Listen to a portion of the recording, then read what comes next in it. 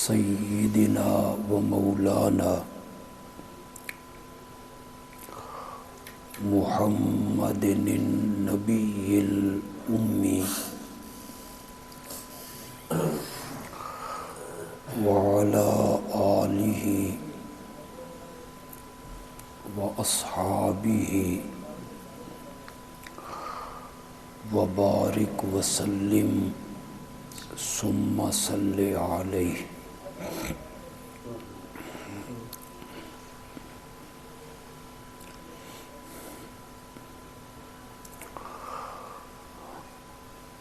اللہ رب العزت نے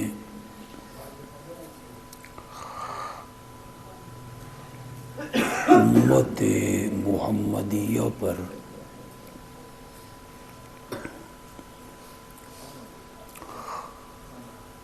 دو ایسے انعام کیے، نعمتیں دی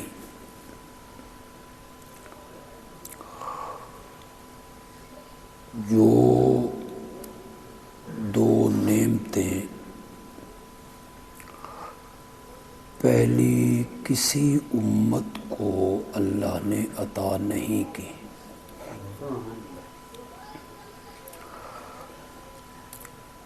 پہلی امتوں میں نبی بھی آتے رہے، کچھ کو کتابیں بھی ملی، اللہ نے انہیں ایمان کی دولت بھی دی،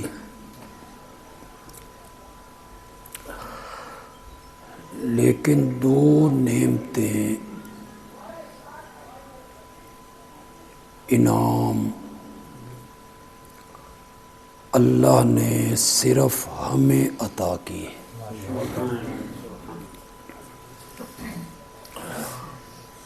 قرآن جیسی کتاب دی اور محمد جیسا نبی عطا کی صلی اللہ علیہ وسلم۔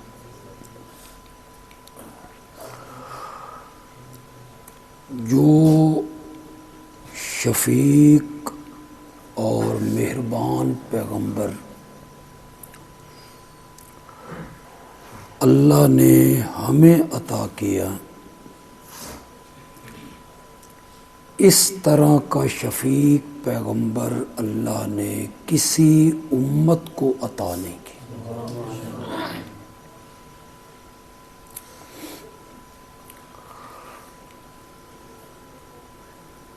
معراج کے سفر میں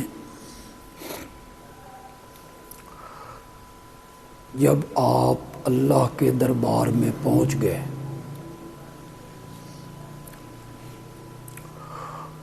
جبریل تو سدرۃ المنتہا پہ پیچھے رہ گیا تھا،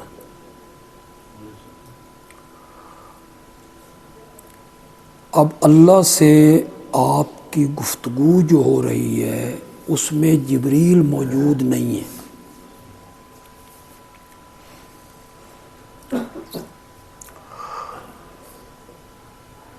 اس میں آپ نے تین تحفے اللہ کے دربار میں پیش کیے۔ التحیات للہ والصلوات والطیبات،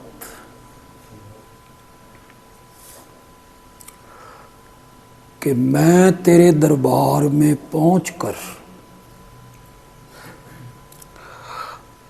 تجھ سے یہ وعدہ کرتا ہوں کہ میری قولی عبادت، میری بدنی عبادت اور میری مالی عبادت صرف تیرے لیے ہوگی۔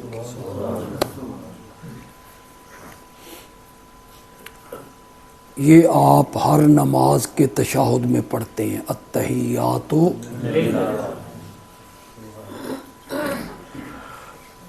قولی عبادت وہ ہوتی ہے جس کا تعلق انسان کی زبان سے ہو، جیسے ذکر کرنا، احرام باندھ کے پڑھنا لبیک اللہم لبیک، وہ کون سی عبادت ہوگی؟ قولی۔ یا اللہ میرے مریض کو شفا دے دے، یہ کون سی عبادت ہوگی؟ قولی۔ زبان سے تعلق ہے اس کا۔ دوسری عبادت ہے بدنی، جس کا تعلق انسان کے بدن سے ہے، جیسے نماز میں ہاتھ باندھنا، رکوع کرنا، بیت اللہ کا طواف کرنا، صفا مروہ کے درمیان بھاگنا، منا جانا، مزدلفے جانا، عرفات جانا، حجر اسود کو چومنا، سجدہ کرنا، یہ سب کون سی باتیں ہیں؟ اس کا تعلق انسان کے بدن سے۔ یہ ساری قولی عبادتیں بھی صرف اللہ کے لیے، اور ساری بدنی عبادتیں بھی صرف اللہ کے لیے۔ یہ میرے آقا اپنے اللہ سے معراج میں وعدہ کر رہے ہیں۔ تیسری عبادت ہے مالی۔ چوتھی عبادت کی کوئی قسم ہی نہیں۔ کل عبادت کی قسمیں کتنی ہیں؟ 3۔ یا عبادت ہوگی قولی، یا عبادت ہوگی بدنی، یا عبادت ہوگی مالی۔ مالی عبادت کیا ہے؟ زکوٰۃ دینا، فطرانہ دینا، عشر دینا، صدقہ کرنا، کسی غریب کو خیرات دینا، یہ سننا حلاؤ تو ٹھیک ہے، کسی غریب کو خیرات دینا، نظر دینا، نیاز دینا، یہ مالی عبادتیں ہیں۔ یہ بھی صرف کس کے لیے ہونی چاہیے؟ اور اس پر دلائل دینے کی بھی ضرورت نہیں، آپ خود فیصلہ کریں کہ یہ زمین جو ہے اس کا مالک کون ہے؟ اس میں جب آپ تخم اور بیج بوتے ہیں تو اس تخم کا پیدا کرنے والا کون ہے؟ جن ہاتھوں سے آپ بکھیرتے ہیں ان ہاتھوں میں قوت دینے والا کون ہے؟ پھر بادلوں کو لانے والا اللہ، بارش برسانے والا اللہ، اور اس ایک دانے کو 700 دانوں میں بدلنے والا، اسی کی کاریگریاں ہیں نا۔ وہ جو پہلے ایک سٹہ سا نکلتا ہے جسے اردو میں کہتے ہیں کونپل، ہماری پنجابی میں کہتے ہیں انگوری یا سٹہ، وہ زمین سے سب سے پہلے نکلتا ہے۔ تھوڑا کی خیال ہے بھی وہ سریے دا ہوندا؟ اتنا نرم ہے کہ پھونک مارو تو دوسری طرف جا لگے، اس میں کوئی قوت نہیں۔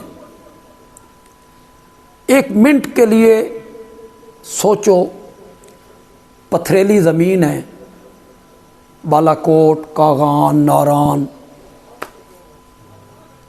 اس میں سے وہ نرم و نازک پتا باہر نکل رہا ہے، اسے چیر کر۔ یہ کیسے نکل رہا ہے؟ یہ کاریگریاں کرنے والا کون ہے؟ ایک صوفی کہتا ہے کہ وہ جو سٹہ، انگوری، کونپل باہر نکلتی ہے وہ کبھی مشرق کی طرف منہ کر کے نہیں نکلی، ہے وہ نرم و نازک، مغرب کی طرف منہ کر کے بھی نہیں نکلی، شمال جنوب کی جانب بھی وہ सिट्टा वो पत्ता मुंह करके नहीं निकलता। जब भी वो पत्ता ज़मीन से बाहर निकलता है तो सीधा आसमान की तरफ रुख करता है। सूफी कहता है इसे पत्ता न समझ, इसे शहादत की उंगली समझ।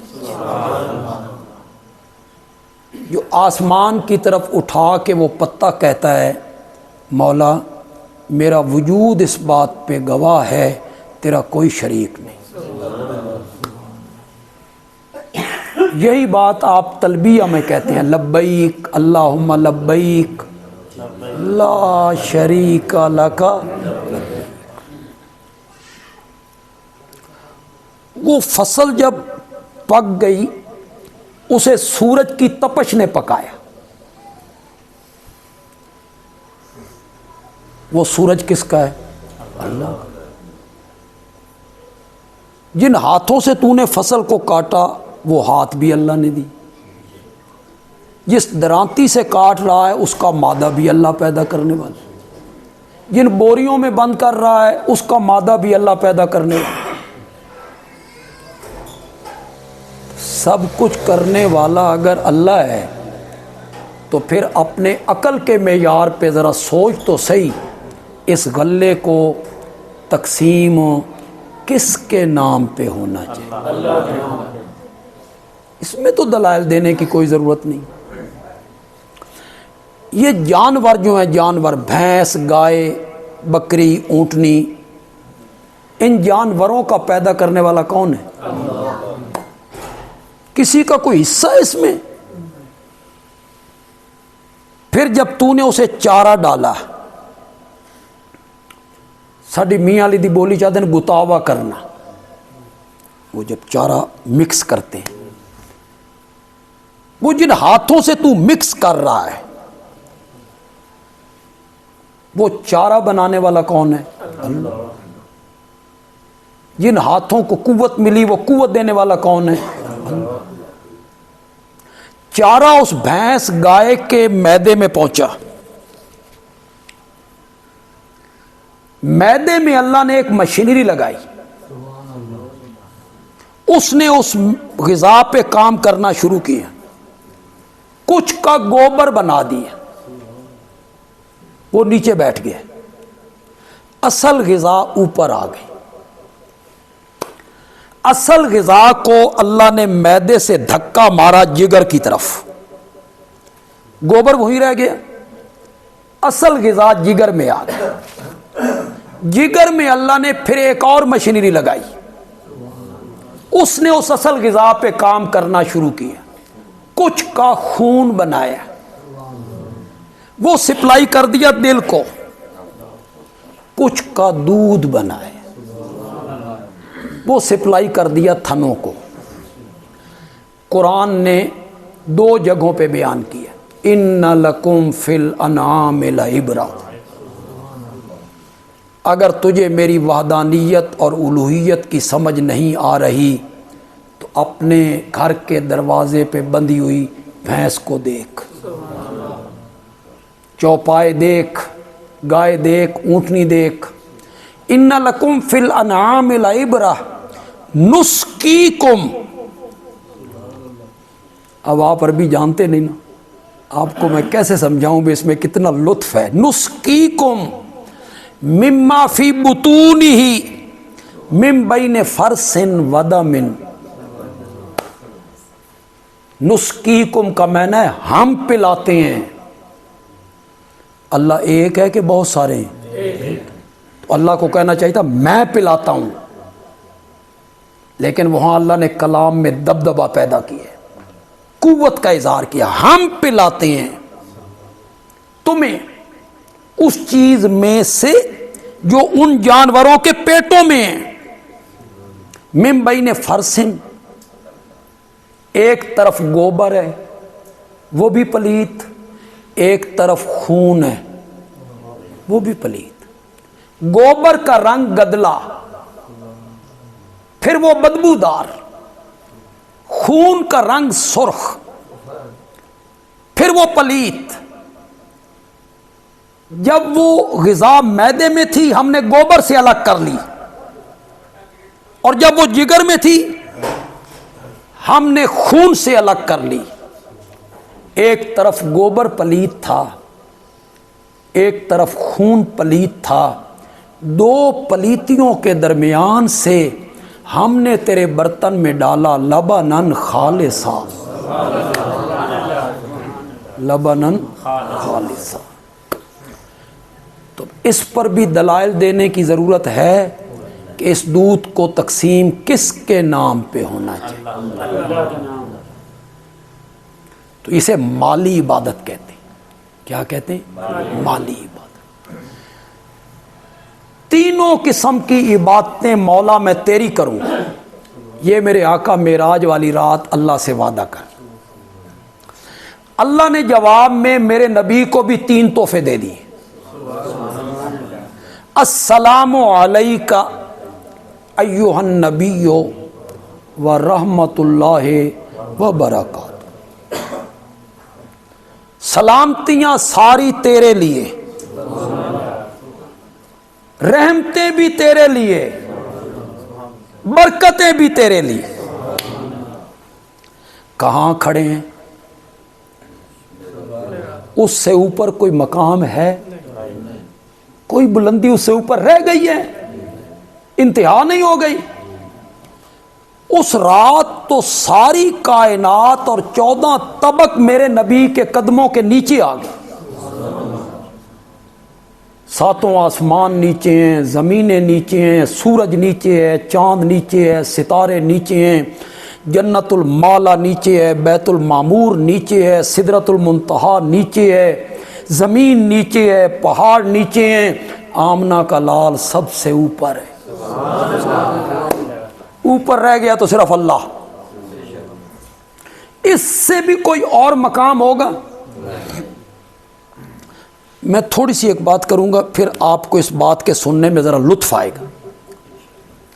یہ جب ہمارے ہاں الیکشن ہوتے ہیں اور کینڈیڈیٹ امیدوار ان کو پتہ چلتا ہے بھی الیکشن قریب آ رہے ہیں، پھر وہ آپ کے گھروں کا چکر لگاتے ہیں۔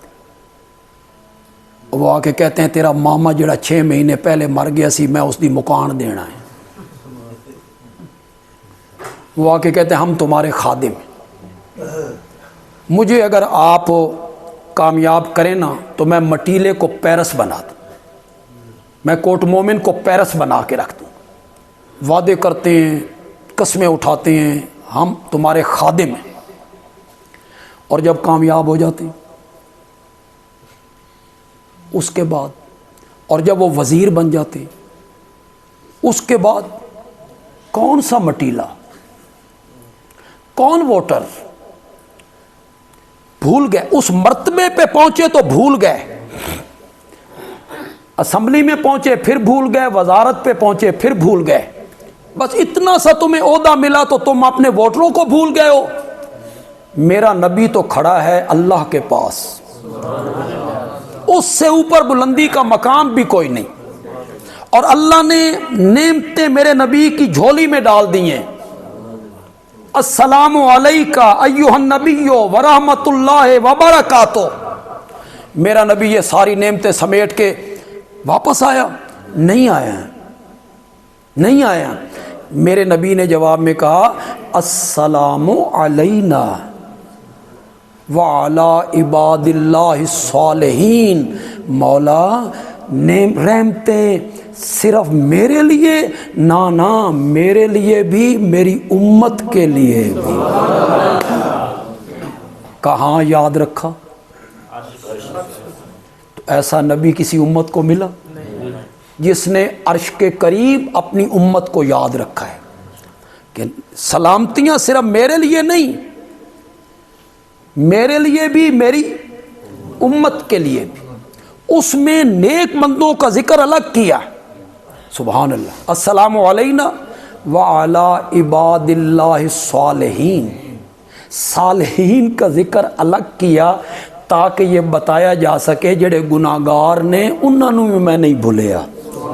صالحین کا ذکر الگ کر دیا، نیک بندوں کا ذکر الگ کر دیا۔ تو میں عرض یہ کرنا چاہتا تھا کہ یہ نعمت جو نبوت کی صورت میں آپ کو ملی اور آپ ہمارے نبی بنے، ایسا نبی اللہ نے کسی امت کو عطا نہیں کی۔ آپ میں سے اللہ نہ کرے کوئی ایسا بندہ ہو جو قربانی کرنے کی طاقت نہیں رکھتا، غریب ہے، اللہ کرے نہ ہو۔ اللہ آپ تمام کو قوت دے، مالی لحاظ سے آپ کو اس قابل کرے کہ آپ قربانی کریں۔ اللہ سے بعید تو کوئی نہیں نا، اللہ سے کوئی بعید نہیں، اللہ سے امید جاری رکھا کرو۔ ہم نے ایسے ایسے لوگوں کو حج کرتے ہوئے دیکھا ہے جنہوں کو ایک پیسہ بھی نہیں، وہ حج کر کے آ گئے، اور یہ ہمارے تجربے میں۔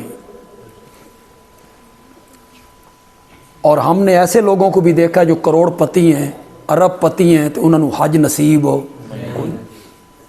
حج پہ نہیں جاتے وہ۔ تو جو امت کے لوگ غریب ہیں اور وہ طاقت نہیں رکھتے قربانی کی، قوت نہیں ہے ان میں، ہمارے پیارے پیغمبر ہر سال 2 قربانیاں کیا کرتے۔ کتنی؟ 2۔ حدیث میں آتا ہے ترکی مینڈے، سینگوں والے، ڈب کھڑبے، موٹے تازے، اس کا مطلب ہے کہ خوبصورت جانور ہونا چاہیے۔ اللہ کی راہ میں ذبح کرنے کے لیے خوبصورت جانور ہونا چاہیے۔ یہ لفظ حدیث کے ہیں جس کا میں ترجمہ کر رہا ہوں، سینگوں والے، ڈب کھڑبے، موٹے تازے، صحت مند جانور، آپ 2 قربانیاں کرتے۔ جب پہلے دمبے کی گردن پہ چھری رکھتے ہیں تو کہتے ہیں مولا یہ میری طرف سے ہے، اور جب دوسرے دمبے کی گردن پہ چھری رکھتے ہیں تو فرماتے ہیں مولا یہ میری امت کے ان غریب لوگوں کی طرف سے ہے جو قربانی کرنے کی طاقت نہیں رکھتے۔ ایسا مشفق اور شفیق پیغمبر اللہ نے کسی امت کو عطا نہیں کی۔ ایک تو یہ نعمت ہو گئی، دوسری نعمت ہے اللہ نے قرآن جیسی کتاب دی۔ کسی امت کو ایسی کتاب نہیں ملی جو ساری آسمانی کتابوں پر بھی مہیمن ہے، نگران۔ ایسی کتاب اللہ نے ہمیں دی جو مخلوق نہیں ہے، اللہ کی صفت ہے۔ چلو اس نو چھوڑو، یہ تھوڑے سمجھن دی گل نہیں۔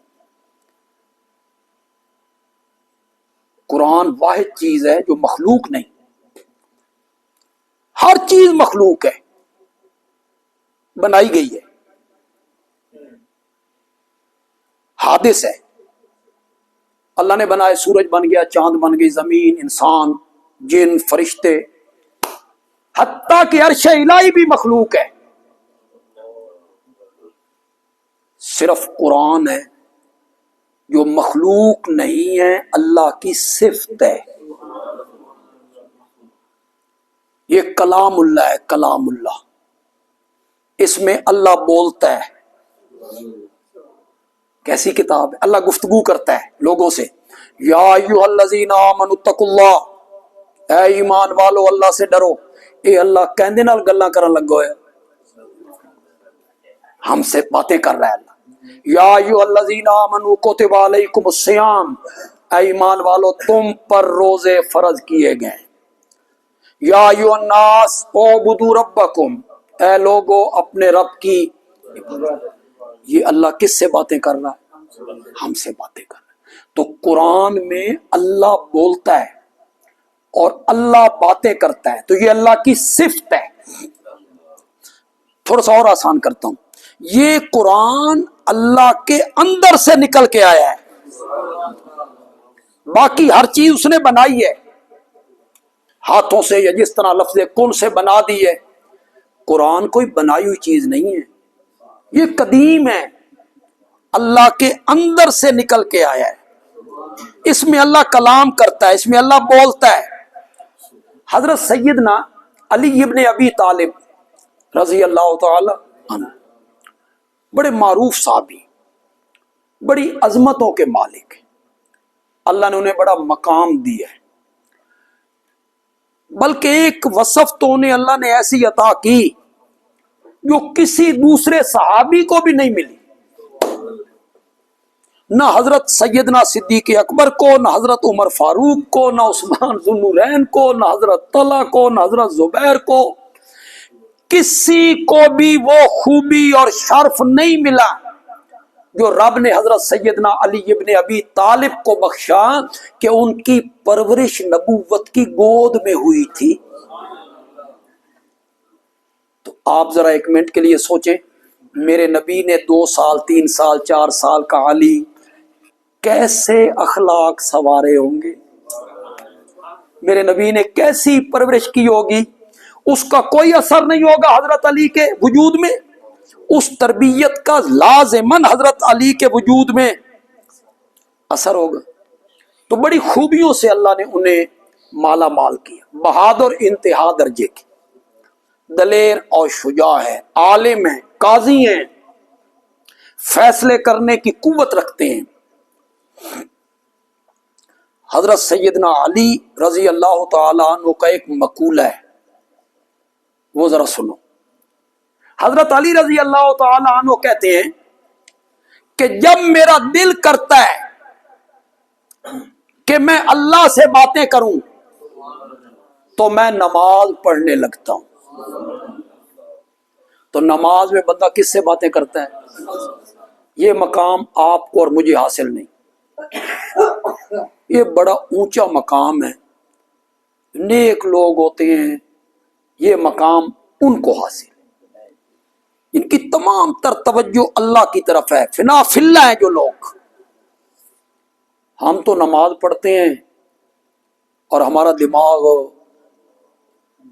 گھوم رہا ہوتا ہے دکان کی طرف، مکان کی طرف، رشتوں کی طرف، ادھر جانا ہے، ادھر میں گیا تھا، ادھر کامیابی ہوئی، ادھر نہیں ہوئی، فلاں کا قرضہ دینا ہے، کل تاریخ ہے میری۔ یہ ہماری نمازیں، ہم نماز قائم نہیں کرتے، ہم نماز پڑھتے ہیں۔ اور قرآن یہ نہیں کہتا نماز پڑھو، قرآن کہتا ہے یقیمون الصلاۃ، اقیم الصلاۃ، نماز کو قائم کرو، جس طرح حق ہے پڑھنے کا اس طرح نماز پڑھو۔ حضرت علی کہتے ہیں جب میرا دل کرتا ہے کہ میں اللہ سے باتیں کروں تو میں نماز پڑھنے لگتا ہوں۔ نماز میں نمازی اللہ سے باتیں کرتا ہے، ذرا پڑھو میرے ساتھ، سبحانک اللہم وبحمدک وتبارک اسمک وتعالی جدک ولا الہ غیرک ایاک نعبد وایاک۔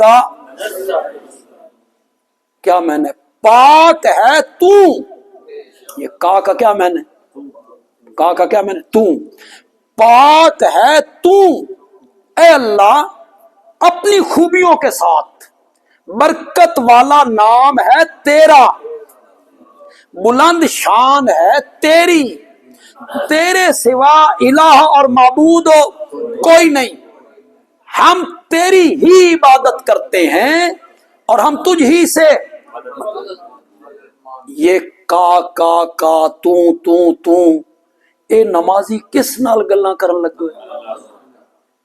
اللہ کرے ہمیں یہ مقام مل جائے کہ ہم نماز اس طرح پڑھیں کہ ہم اللہ سے کیا کر رہے ہیں؟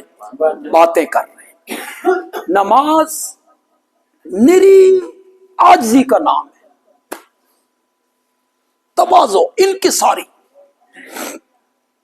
نری عاجزی۔ کیوں جی؟ کسی کے سامنے یوں ہاتھ باندھ کے کھڑے ہو جانا آسان ہے؟ یوں ہاتھ باندھ کے عاجزی ہے۔ پھر جب نمازی کو اس پر بھی مزہ نہیں نہ آیا، بھئی عاجزی دا حق ادا نہیں ہویا، تو وہ رکوع میں جھک گئے۔ کسی کے سامنے یوں جھکنا آسان ہے؟ آسان ہے؟ بڑا مشکل ہے۔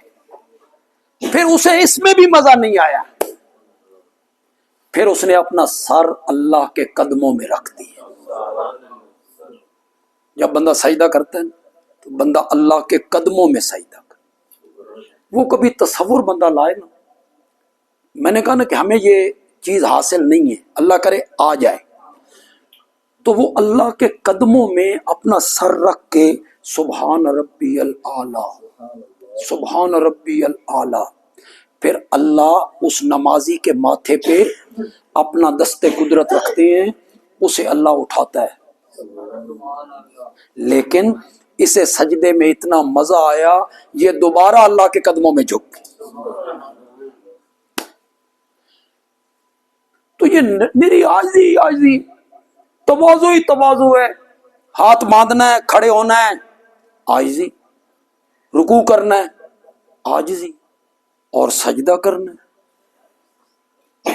امیر شریعت سید عطا اللہ شاہ بخاری رحمۃ اللہ علیہ کہیں تقریر کر رہے تھے تو شاہ جی نے یہی بات بیان کی، نماز میری عاجزی ہے، ہاتھ باندھ کے کھڑا ہو گیا عاجزی ہے، رکوع میں چلا گیا عاجزی ہے. پھر جب وہ سجدے میں گیا تو شاہ جی نے یہ بات کی. ایک 8 سال کا بچہ سامنے بیٹھا تھا، اس کا شاہ جی وت عاجزی دیاں تا حدیں ہی مک گئی ہوں کہ. تو شاہ جی نے اس بچے کو اٹھایا اور بڑی دیر تک یہ جملہ کہتے رہے، عاجزی دیاں تے حدیں ہی مک گئی. ویسے یہ پیشانی اللہ کے سوا کسی اور کے سامنے جھکانا انسانیت کی تذلیل ہے. انسان کو زیب نہیں دیتا کہ یہ پیشانی اللہ کے سوا کسی اور کے سامنے جھکائے. اس پیشانی کو جھکنا چاہیے صرف کس کے آگے جھکنا چاہیے. حضرت سیدنا علی ابن ابی طالب رضی اللہ تعالیٰ عنہ فرماتے ہیں، جب میرا دل کرتا ہے کہ میں اللہ سے باتیں کروں تو میں نماز پڑھنے لگتا ہوں، اور جب میرا دل کرتا ہے کہ اللہ مجھ سے باتیں کرے تو میں قرآن پڑھنے لگتا ہوں. تو قرآن میں ہم سے کون باتیں کر رہا ہے؟ اللہ باتیں. تو جو کتاب ہمیں عطا کی وہ سب کتابوں سے اعلیٰ کتاب ہے. تورات بھی اللہ نے بھیجی تھی، جبریل لے کے آیا تھا، سچے نبی پر اتری تھی. انجیل بھی اللہ نے بھیجی تھی، جبریل لے کے آیا تھا، سچے نبی پہ اتری تھی. آج کہاں ہے تورات؟ آج ہر 100 سال کے بعد انجیل چھپتی ہے تو اس میں نئے مضمون ہوتے ہیں. جس زبان میں تورات اتری تھی، جو آپ میں پڑھے لکھے لوگ ہیں، جس زبان میں تورات اتری تھی آج دنیا کے کسی کونے میں وہ زبان بولی نہیں جاتی. چلو ختم ہو گئی گا، وہ زبان ہی نہیں جس زبان میں تورات اتری تھی. انجیل بدل گئی، یحرفون الکلم عن مواضع، ان کے علماء نے کلام کو اپنی جگہ سے پھیرا، اس میں رد و بدل کیا، تغیر و تبدل کیا، کٹ وٹ کی، اپنے مطلب دیاں شیاں داخل کیتیاں تے جیڑیاں اپنے خلاف سن انہوں نے تحریف کی. میرے آقا مدینے کی گلی میں جا رہے ہیں، ایک جگہ پہ دیکھا لوگ اکٹھے. فرمایا یہ لوگ کیوں اکٹھے ہیں؟ یا رسول اللہ یہ ایک یہودی عالم کا گھر ہے، اس کا ایک بیٹا ہے، اس کا آخری وقت ہے، فوت ہونے لگا ہے، تو رشتہ دار برادری کے لوگ اکٹھے ہیں اس جان کنی کے عالم میں، اس مشکل کی گھڑی میں. تو آپ نے فرمایا ہم بھی اس بچے کی بیمار پرسی کریں گے. میرے آقا اس یہودی عالم کے گھر میں داخل، بچہ لیٹا ہوا ہے، آنکھیں اس نے بند کی ہوئی ہیں، اس کا آخری وقت ہے. اس کا والد تورات لے کر اس کے سرانے بیٹھا ہے، وہ عالم تھا. تو آپ کے دل میں آیا کہ یہ بڑی مشکل کی گھڑی ہے، بیٹا جان دے رہا ہے، بیٹا سامنے ہے اور وہ جان دے رہا ہے، اتھے اے جھوٹ نہیں بولے گا. یہ جو عالم ہے نا یہاں جھوٹ نہیں بولے گا. آپ نے فرمایا یہ بتا، یہ تورات جو تیرے ہاتھ میں اس میں میری شان، میرا وصف، میرا نام، میرے اوصاف موجود نہیں؟ میری خوشخبریاں، میری بشارتیں، میری پیشن گوئیاں اس تورات میں نہیں ہیں؟ اس عالم نے کہا لا، آپ کے بارے میں کچھ نہیں۔ مرنے والا جو بچہ تھا اس نے آنکھیں کھولی، آنکھیں کھول کے کہتا ہے یا رسول اللہ، میرا باپ جھوٹ بولتا ہے، تورات کے تو ہر صفحے میں تیرا ہی تذکرہ ہے۔ آپ نے فرمایا جانتے ہو تو مانتے کیوں نہیں ہو؟ اس بچے نے کہا پڑھائیے کلمہ۔ آپ باہر تشریف لائے، آپ نے صحابہ سے کہا جب یہ بچہ فوت ہو جائے اس کے کفن دفن کا سارا انتظام میں کروں، اس کا باپ نہیں کرے گا، اس لیے کہ یہ مسلمان ہو چکا ہے۔ تو تورات میں میرے آقا کی پیشن گوئیاں موجود ہیں، نام، اوصاف، وصف، چہرہ، قد کاٹ، سب تذکرہ ہے۔ انہوں نے اسے نکالا، تحریف کر دی، رد و بدل کر دیا ان کتابوں میں، انجیل میں، تورات میں، اور جو کتاب اللہ نے ہمیں عطا کی وہ آج بھی اسی طرح ہے جس طرح پہلے دن جبریل میرے نبی پہ لے کے اترا تھا۔ اس میں کوئی تغیر و تبدل نہیں ہو سکتی، اس میں کوئی کٹ وٹ نہیں ہو سکتی۔ وجہ،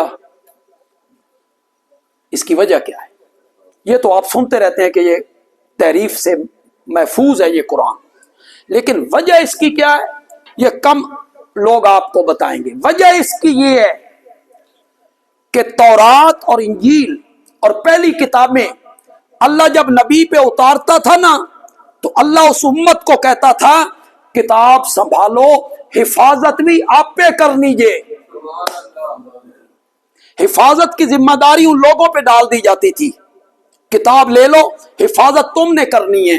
اور جب اللہ نے قرآن اتارا، اللہ نے فرمایا اِنَّا نَحْنُ نَزَّلْنَا الذِّكْرَ وَإِنَّا لَهُ لَحَافِظُونَ، اس کو اتارنے والے بھی ہم ہیں اور قیامت تک اس کی حفاظت کرنے والے بھی ہم ہیں۔ جس کی حفاظت کی ذمہ داری امتوں پہ ڈالی گئی اس میں تحریف، تغیر و تبدل ہو گیا، اور جس قرآن کی ذمہ داری حفاظت کی رب نے اپنے ذمے لی وہ تحریف سے محفوظ ہو۔ تو جو کتاب اللہ نے ہمیں عطا کی اس کتاب کو تمام کتابوں پر اللہ اکبر اللہ اکبر، ہم نے تو قدر نہیں کی، ہم نے قرآن کی قدر ہی نہیں کی۔ جو کتاب اللہ نے ہمیں عطا کی نا اس قرآن کو سن رہے ہو کہ نہیں سن رہے ہو، اس قرآن کو دنیا کی تمام کتابوں پر وہی فضیلت حاصل ہے جو رب کو مخلوق پر۔ اب میں مخلوق ہوں، آپ مخلوق ہیں، وہ رب ہے کوئی نسبت؟ خالق اور مخلوق کے درمیان کیا نسبت ہوگی؟ رازق اور مرزوق کے درمیان کیا نسبت ہوگی؟ مالک اور مملوک کے درمیان کیا نسبت ہو سکتی ہے؟ مالک اور نسبت ہی کوئی نہیں۔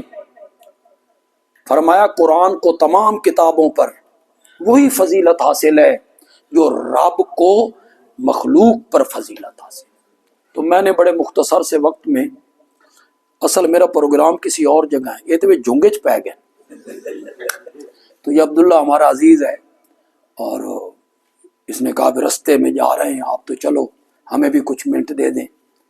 تو میں نے آج آپ کو یہ سمجھایا، اگر آپ کے ذہن میں میری باتیں بیٹھ گئی ہیں، کہ دو انعام اللہ نے ہم پر ایسے کیے جو اللہ نے پہلی کسی امت پر نہیں کی۔